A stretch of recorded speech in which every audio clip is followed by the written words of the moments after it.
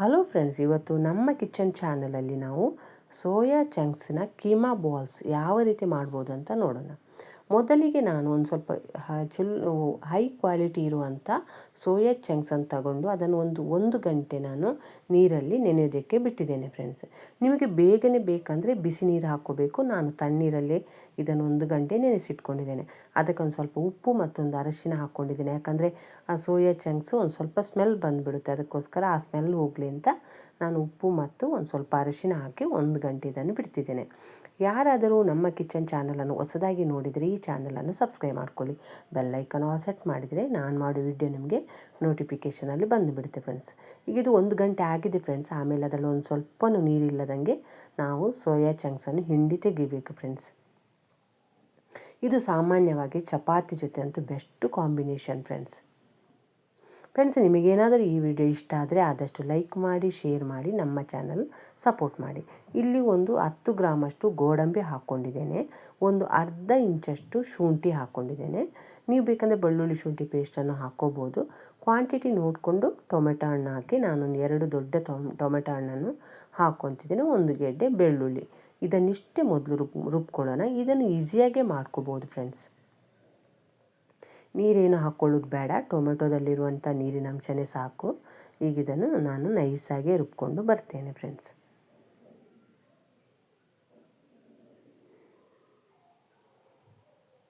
ಈ ರೀತಿ ನೈಸಾಗಿ ರುಬ್ಕೊಂಡು ಒಂದು ಬೇರೆಯೇ ಪಾತ್ರೆಯಲ್ಲೇ ಹಾಕಿಡ್ತಿದ್ದೇನೆ. ಈಗ ಒಂದು ಅರ್ಧ ಚಮಚ ಕಾಳು ಮೆಣಸು, ಒಂದು ಸ್ವಲ್ಪ ಕೊತ್ತಂಬರಿ ಸೊಪ್ಪು, 2 ಅಥವಾ 3 ಹಸಿಮೆಣಸಿನ್ಕಾಯಿ, ಮತ್ತೊಂದು ಅರ್ಧ ಭಾಗ ಈರುಳ್ಳಿ. ಇದನ್ನು ಕೂಡ ನಾವು ನೀರು ಹಾಕಬಾರ್ದು, ತರಿಯಾಗಿದ್ದರೂ ಪರವಾಗಿಲ್ಲ, ನೀರು ಹಾಕದೇ ರುಬ್ಕೋಬೇಕು ಫ್ರೆಂಡ್ಸ್.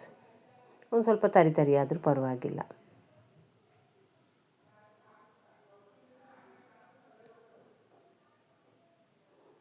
ಈ ರೀತಿ ತರಿಯಾಗಿ ರುಬ್ಕೊಂಡು ಬಂದಿದ್ದೇನೆ ಫ್ರೆಂಡ್ಸ್. ಇದನ್ನು ಕೂಡ ನಾನು ಸಪ್ರೇಟಾಗಿ ಬೇರೆಯೇ ಎತ್ತಿಡ್ತಿದ್ದೇನೆ ಫ್ರೆಂಡ್ಸ್.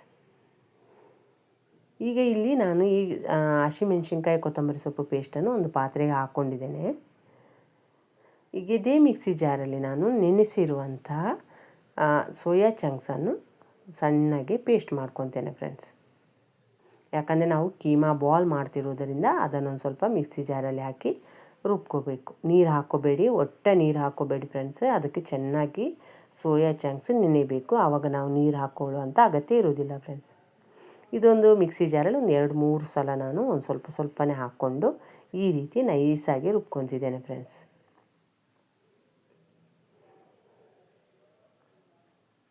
ಸಣ್ಣ ಮಕ್ಕಳಿಗಂತೂ ಈ ಕೀಮಾ ಬಾಲ್ಸ್ ಸೋಯಾ ಚಂಕ್ಸ್ ಅಂತೂ ಹೆಲ್ದಿ, ಯಾಕಂದರೆ ಹೈ ಪ್ರೋಟೀನ್ ಇರುತ್ತೆ ಫ್ರೆಂಡ್ಸ್ ಅದರಲ್ಲಿ.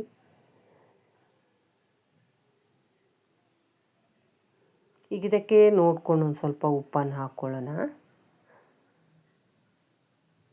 ಈಗ ಇಲ್ಲಿ ನಾನು ಒಂದು ಸ್ವಲ್ಪ ಉರಿಗಡಲೆ ಪೌಡ್ರು, ಕಡಲೆ ಹಿಟ್ಟಲ್ಲ ಫ್ರೆಂಡ್ಸ್, ಉರಿಗಡಲೆ ಅಥವಾ ಪುಟಾಣಿ ಪೌಡ್ರು ಮಾಡಿ ಇಟ್ಕೊಂಡಿದ್ದೇನೆ ಫ್ರೆಂಡ್ಸ್. ಅದನ್ನು ಹಾಕ್ಕೊತಿದ್ದೇನೆ. ಒಂದು 3-4 ಟೇಬಲ್ ಸ್ಪೂನಷ್ಟು ಹಾಕ್ಕೊತೇನೆ. ಉರಿಗಡಲೆ ಹಿಟ್ಟು, ನೆಲಗಡಲೆ ಅಲ್ಲ, ಕಡಲೆ ಹಿಟ್ಟಲ್ಲ ಫ್ರೆಂಡ್ಸ್, ಇದು ಉರಿಗಡಲೆ ಹಿಟ್ಟು ಅಥವಾ ಪುಟಾಣಿ ಹಿಟ್ಟನ್ನು ಹಾಕ್ಕೊತಿದ್ದೇನೆ. ಸರಿಯಾಗಿ ತಿಳ್ಕೊಳ್ಳಿ, ಕಡಲೆ ಹಿಟ್ಟು ಹಾಕ್ಕೊಂಡಿಲ್ಲ. ಈಗ ಇದನ್ನು ಒಂದು ಚಪಾತಿ ಹಿಟ್ಟಿನ ಅದಕ್ಕೆ ನಾವು ಇದನ್ನು ಗಟ್ಟಿಯಾಗಿ ನಾದ್ಕೋಬೇಕು. ಎಷ್ಟು ಗಟ್ಟಿಯಾಗುತ್ತೋ ಅಷ್ಟು ಗಟ್ಟಿಯಾಗಿ ನಾದ್ಕೋರಿ ಫ್ರೆಂಡ್ಸ್. ಯಾಕಂದರೆ ನಾವು ಉಂಡೆ ಮಾಡೋಕ್ಕೆ ಬರಬೇಕು, ಅದಕ್ಕೋಸ್ಕರ.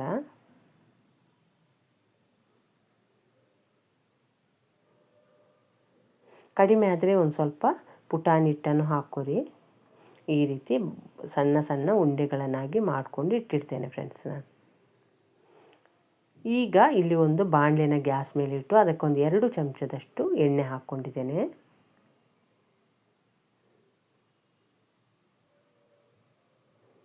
ಎಣ್ಣೆ ಚೆನ್ನಾಗಿ ಬಿಸಿ ಆದಮೇಲೆ ಒಂದು ಪಲಾವ್ ಎಲೆ, 1 ಚಕ್ಕೆ, 2 ಲವಂಗನ ಇಲ್ಲಿ ಹಾಕ್ಕೊತಿದ್ದೇನೆ. ಈಗ ಒಂದು ಅರ್ಧ ಈರುಳ್ಳಿನೂ ಹಾಕ್ಕೊತೇನೆ ಫ್ರೆಂಡ್ಸ್. ಏಲಕ್ಕಿ ಹಾಕ್ಕೊಳ್ಳೋದು ಬೇಡ. ಈಗ ಈರುಳ್ಳಿನ ಒಂದು ಸ್ವಲ್ಪ ಎಣ್ಣೆಯಲ್ಲಿ ಫ್ರೈ ಮಾಡ್ಕೊಳ್ಳೋಣ.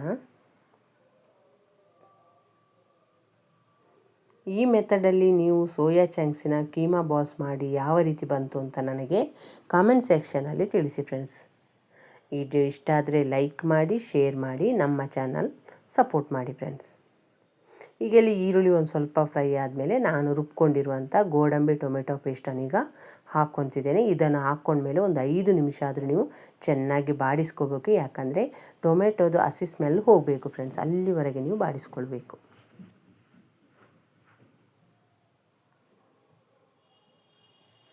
ಈಗ ನೀವು ಇಲ್ಲಿ ಹಸಿಮೆಣ್ಸಿನ್ಕಾಯಿ ಹಾಕ್ಕೊಂಡಿದ್ರಿ, ಕಾಳು ಮೆಣಸು ಹಾಕ್ಕೊಂಡಿದ್ರಿ, ಎಲ್ಲನೂ ನೋಡ್ಕೊಂಡು ಇಲ್ಲಿ ಅಚ್ಕಾರದ ಪುಡಿನ ಸೇರಿಸ್ಕೊರಿ. ಭಾಳ ಖಾರ ಮಾಡ್ಕೊಂಡ್ಬಿಟ್ರೆ ಅದಕ್ಕೊಂದು 3 ಟೇಬಲ್ ಸ್ಪೂನ್ ಅಷ್ಟೇ ಖಾರ ಪುಡಿನ ನಾನು ಸೇರಿಸ್ತಿದ್ದೇನೆ. ಕಡಿಮೆ ಆದರೆ ಆಮೇಲೆ ಸೇರಿಸ್ಕೋಬೋದು ಫ್ರೆಂಡ್ಸ್. ಆದರೆ ಇಲ್ಲಿ ಪೇಸ್ಟ್ ಮಾತ್ರ ಚೆನ್ನಾಗಿ ಫ್ರೈ ಆಗಬೇಕು, ನೀರು ಮಾತ್ರ ಈಗ ಸೇರಿಸ್ಕೋಬೇಡಿ. ಅದರ ಜೊತೆಗೇ 1 ಚಮಚದಷ್ಟು ಅವಿಜ ಮತ್ತು ಜೀರಿಗೆ ಪುಡಿನೂ ಹಾಕ್ಕೊಂಡಿದ್ದೇನೆ. ನಿಮಗೆ ಇಷ್ಟಪಡೋರಿದ್ದರೆ ಗರಂ ಮಸಾಲ ಪುಡಿ ಹಾಕ್ಕೋಬೋದು, ನಾನು ಹಾಕ್ಕೊಂಡಿಲ್ಲ. ಇದನ್ನೆಲ್ಲ ಚೆನ್ನಾಗಿ ಬಾಡಿಸ್ಕೊಳ್ಳೋಣ. ಇಲ್ಲಿ ಗೋಡಂಬಿ ಇರೋದರಿಂದ, ಟೊಮೆಟೊ ಪೇಸ್ಟ್ ಇರೋದರಿಂದ ಚೆನ್ನಾಗಿ ಬಾಡಿಸ್ಕೋಬೇಕು. ಗ್ಯಾಸ್ ಮಾತ್ರ ಸಣ್ಣ ಉರಿಯಲ್ಲಿ ಇಟ್ಕೊರಿ ಫ್ರೆಂಡ್ಸ್. ಈಗ ಒಂದು ಸ್ವಲ್ಪ ನೀರನ್ನು ಸೇರಿಸ್ಕೊತಿದ್ದೇನೆ, ಅರ್ಧ ಗ್ಲಾಸಷ್ಟು. ಮತ್ತೊಂದು ಸಲ ಚೆನ್ನಾಗಿ ಮಿಕ್ಸ್ ಮಾಡ್ಕೊತೇನೆ. ಮಸಾಲ ಇರ್ಬೋದು, ಟೊಮೆಟೊ ಇರ್ಬೋದು, ಎಲ್ಲವೂ ಎಣ್ಣೆಯಲ್ಲಿ ಫ್ರೈ ಆಗಲಿ ಅಂತ.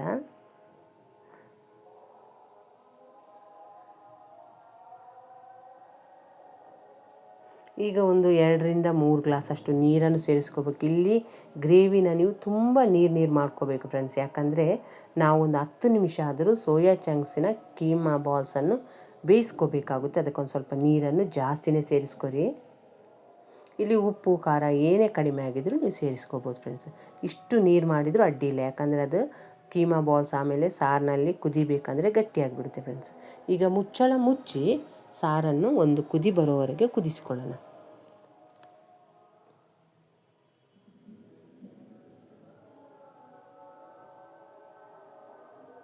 ನೀವು ವಿಡಿಯೋದಲ್ಲಿ ನೋಡ್ತಿದ್ದೀರಿ, ಒಂದು ಸ್ವಲ್ಪ ಉಪ್ಪು ಕಡಿಮೆ ಆಗಿದೆ, ಅದಕ್ಕೆ ನಾನು ಉಪ್ಪನ್ನು ಸೇರಿಸ್ಕೊಂಡಿದ್ದೇನೆ ಫ್ರೆಂಡ್ಸ್. ಸಾರು ಚೆನ್ನಾಗಿ ಕುದೀತಿದೆ. ಈಗ ಇದಕ್ಕೆ ನಾವು ರೆಡಿ ಮಾಡಿಟ್ಟಿರುವಂಥ ಕೀಮಾ ಬಾಲ್ಸನ್ನು, ಸೋಯಾ ಚಂಕ್ಸಿನ ಕೀಮಾ ಬಾಲ್ಸನ್ನು ಹಾಕ್ಕೊತಿದ್ದೇನೆ. ಸಾರು ಕುದೀತಿರುವಾಗಲೇ ನಿಧಾನಕ್ಕೆ ಹಾಕ್ಕೋರಿ. ನೀವು ಅದನ್ನು ಹಾಕ್ಕೊಂಡ್ಮೇಲೆ ಬೇಗನೆ ಸೌಟು ಹಾಕ್ಕೋಬಾರ್ದು, ಅದನ್ನು ಸ್ವಲ್ಪ ಚೆನ್ನಾಗಿ ಬೇಯಬೇಕು ಸಾರು ಜೊತೆ. ಒಂದು 10 ನಿಮಿಷ ಆದರೂ ನೀವು ಮೀಡಿಯಮ್ ಉರಿಯಲ್ಲಿ ಇದನ್ನು ಬೇಯಿಸ್ಬೇಕಾಗುತ್ತೆ ಫ್ರೆಂಡ್ಸ್. ಸೋಯಾ ಚಂಕ್ಸ್ ಸಾರಲ್ಲಿ ಚೆನ್ನಾಗಿ ಬೇಯಬೇಕು. ಈಗ ಮುಚ್ಚಳ ಮುಚ್ಚಿ ನಾನು ಮೀಡಿಯಮ್ ಉರಿಯಲ್ಲಿ 10 ನಿಮಿಷದನ್ನು ಕುದಿಸ್ಕೊತಿದ್ದೇನೆ ಫ್ರೆಂಡ್ಸ್.